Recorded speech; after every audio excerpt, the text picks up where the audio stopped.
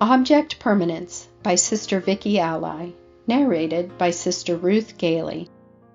Browsing in a gift shop recently, a plaque on the wall caught my eye.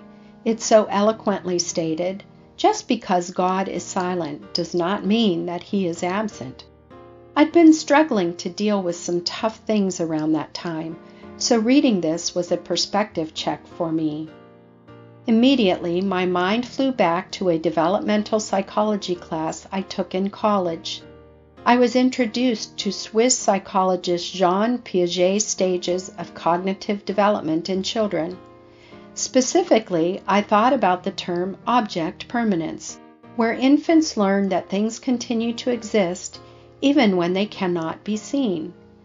Grasping object permanence can lead to separation anxiety, as babies learn that when they can't see mom or dad, they've gone away. Sure enough, the babies that grew up under our roof progressed through these stages. We witnessed it, watching them belly laugh at games of peekaboo, as well as their howls of dismay if they were left in a playpen or high chair and could no longer see us. I remember thinking to myself at their panicked reactions, "Child, I'm right here, around the corner."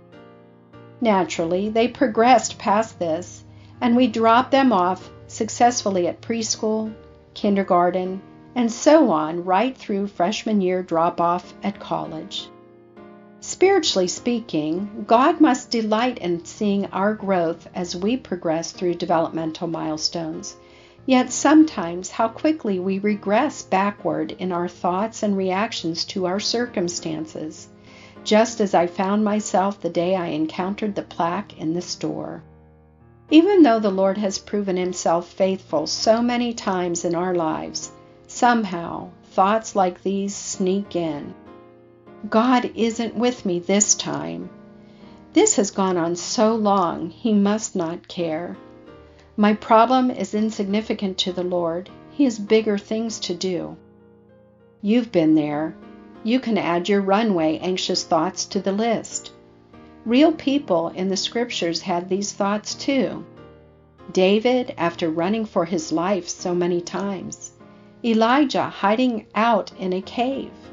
The disciples in a boat during a storm as Jesus slept below deck.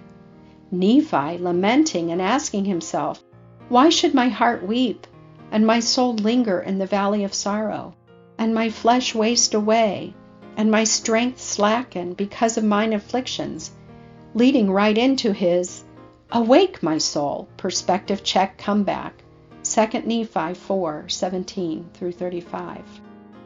Even seasoned saints are subject to doubt and human emotions while we reside this side of eternity. In cooking terms, certain materials like cast iron or stoneware become seasoned the more they are used, enduring high temperatures to develop wonderful non-stick properties. I want to strive to be well seasoned like these cooking pieces, so that although I may experience discouraging thoughts amid my circumstances, they simply do not stick around for long.